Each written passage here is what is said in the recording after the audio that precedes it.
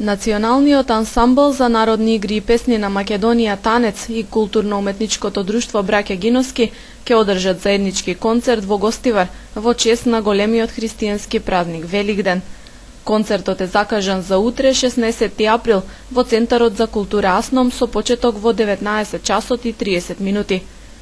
Ова е ретка можност во Гостивар да се види изведбата на националниот ансамбл Танец и она што нашите членови го подготвија за оваа прилика.